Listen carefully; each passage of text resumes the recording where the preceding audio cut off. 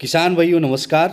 मैं प्रवीण शुक्ला अपने YouTube channel पर आप सभी किसान भाइयों का हृदय से स्वागत करता हूं, वंदन करता हूं, अभिनंदन करता हूं और उस परम पिता परमेश्वर से प्रार्थना करता हूं कि आप जहां भी हों अच्छे और स्वस्थ हों।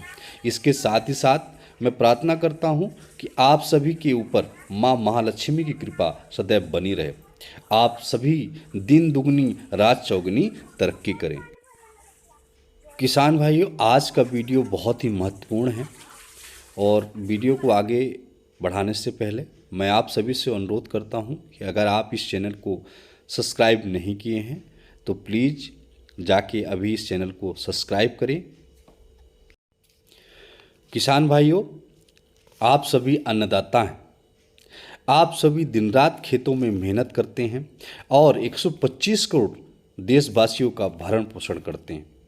इसीलिए आप सभी मेरी नज़र में भगवान के तुल्य हैं। किसान भाइयों, जैसा कि हम जानते हैं हमारा देश एक कृषि प्रधान देश है। आज़ादी के 75 वर्ष पूर्ण हो गए हैं और देश तरक्की के नए नए मकाम हासिल कर रहा है। किसान भाइयों, अगर हम बात करें 1947 की, जब हमें आज़ादी मिली थी, उस समय हमारे देश में 75% जनसंख्या कृषि पर डिपेंड थी या कृषि पर आधारित थी। लेकिन उस समय हम अपने खेतों में ज़्यादा उत्पादन नहीं ले पा रहे थे और हम बस उतना ही उगा रहे थे जिससे हमारा भरण पोषण ही हो पाता था। लेकिन अगर बात करें हम उस समय के उत्पाद की, यानी क्वालिटी की या फसल गुणवत्ता की, तो आज के उत्पाद से किसी भी तरह से कोई तुलना नहीं की जा सकती।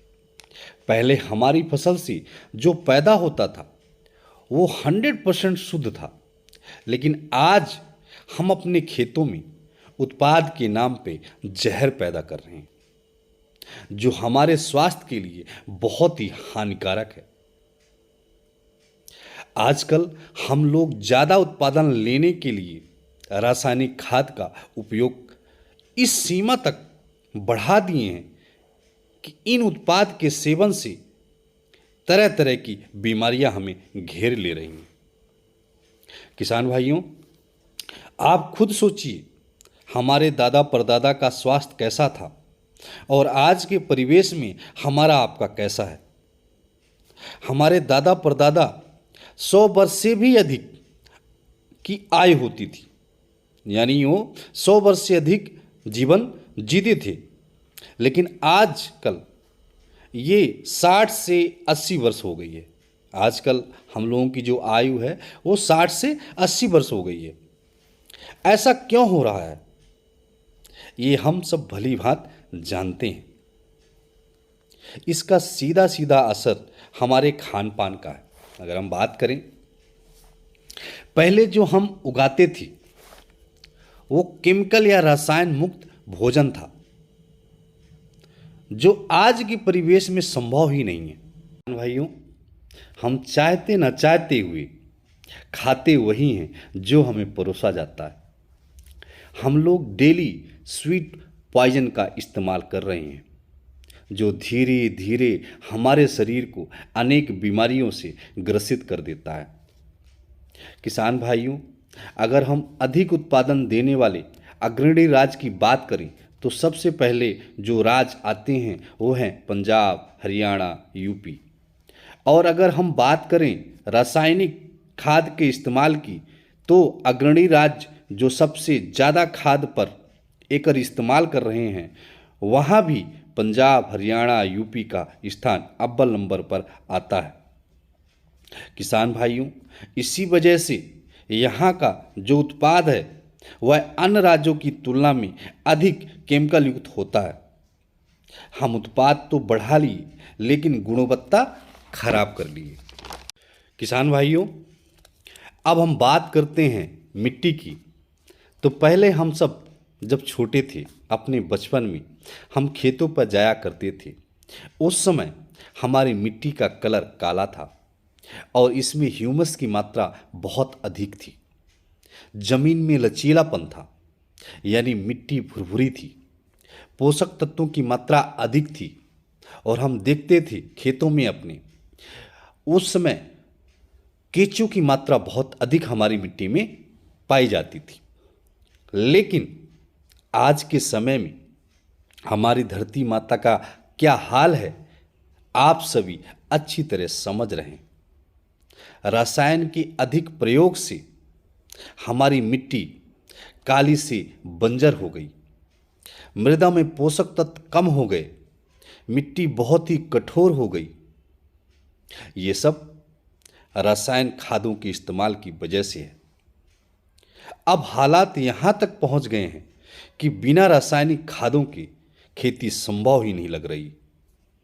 किसान भाइयों, आप खुद ही सोचिए, हमारी मिट्टी पहले कैसे थी, अब कैसी है और आगे कैसी होगी। क्या आप चाहते हैं कि आप अपने आने वाली पीढ़ियों के लिए ऐसी ज़मीन छोड़कर जाएं जो बंजर हो, और आपको लगता है कि आपके बच्चे या आपके बच्चों के बच्चे इस ज़मीन पर खेती कर पाएंगे? तो मेरे प्यारे किसान भाइयों, मेरा ये सब बातें करने का सिर्फ यही उद्देश्य है कि हम सब अपनी गलतियों को अब यहीं रोक लें और धीरे धीरे अपने खेतों में जैविक उर्वरक का इस्तेमाल करें, जिससे कि हमारी मृदा पहले जैसी अवस्था में आ जाए। मेरे प्यारे किसान भाइयों, समझने की बात यह है कि मैं आपका एकदम से रासायनिक खाद को बंद करने के लिए नहीं कह रहा। अगर आप ऐसा करेंगे तो आपका उत्पादन एकदम से नीचे गिर जाएगा। आप सभी को जो भी मात्रा आप अपने खेतों में रासायनिक खाद की देते हैं, यानी कि अगर आप 200 किलो रासायनिक खाद का इस्तेमाल 1 एकड़ में कर रहे हैं, तो इसको कम करके 150 केजी, पहले साल आप 150 केजी पे ले आएँ, और बचा हुआ जो 50 किलो आप रासायनिक खाद कम कर रहे हो, उसकी जगह पे आप बायो फर्टिलाइज़र का इस्तेमाल कर सकते हैं। बायो फर्टिलाइज़र यानी कि जैविक खाद का इस्तेमाल कर सकते हैं।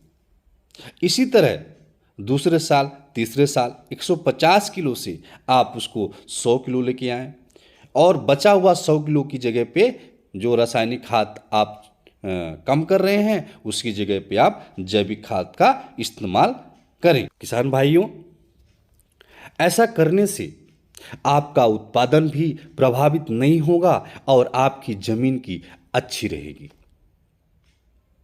जमीन का संतुलन बना रहेगा। और हम देखेंगे साल दर साल आपकी जमीन अगर आज की डेट में कठोर हो गई है, तो धीरे धीरे जैविक खाद का प्रयोग करने से आपकी जमीन पुरानी अवस्था में वापस आने लगेगी। यानी आपकी जमीन आज की अपेक्षा जैसे जैसे आप जैविक खाद यूज करेंगे, वैसे वैसे आपकी ज़मीन भुरभुरी होती जाएगी, उसमें पोषक तत्वों की मात्रा बढ़ती जाएगी, और आपका उत्पादन भी कम नहीं होगा, आपका उत्पादन भी अधिक होगा, बढ़ेगा, और आपका ज़मीन का संतुलन बना रहेगा। किसान भाइयों, आप सभी भलीभांति जानते हैं कि केंचुआ हमारे मिट्टी के लिए मित्र जीव है, और पहले ये हमारे मिट्टी में अधिक संख्या में पाए जाती थी, लेकिन आज के परिवेश में ये हमारी मिट्टी से गायब हो गई। तो किसान भाइयों, इसका सबसे बड़ा कारण रासायनिक खाद ही है, जिसकी अधिक मात्रा के उपयोग से केंचुए मर जाते हैं और वो हमारी भूमि से धीरे धीरे खत्म हो गए। किसान भाइयों, आओ पुनः हम अपने खेतों में इन्हें लेके वापस आएं। हम सभी को इसके लिए जैविक खेती को अपनाना पड़ेगा। इसके लिए किसान भाइयों, आप बर्मी कंपोस्ट की भी उपयोग कर सकते हैं। किसान भाइयों, आओ हम संकल्प करें कि हम धीरे धीरे रासायनिक खेती को छोड़कर जैविक खेती की अपनाएंगे और अपने समाज को रोग मुक्त रखेंगे। तो मेरे प्यारे किसान भाइयों, अगर ये वीडियो आप सभी को पसंद आया हो तो प्लीज़ चैनल को सब्सक्राइब करें, लाइक करें और शेयर करें। और आप सभी को हमारी आगे आने वाली वीडियो की नोटिफिकेशन मिलती रहे, इसके लिए आप बेल आइकन भी प्रेस कर लें। तो किसान भाइयों, मिलते हैं अपने नेक्स्ट वीडियो में। तब तक के लिए राम राम, जय हिंद, जय भारत, जय जवान, जय किसान।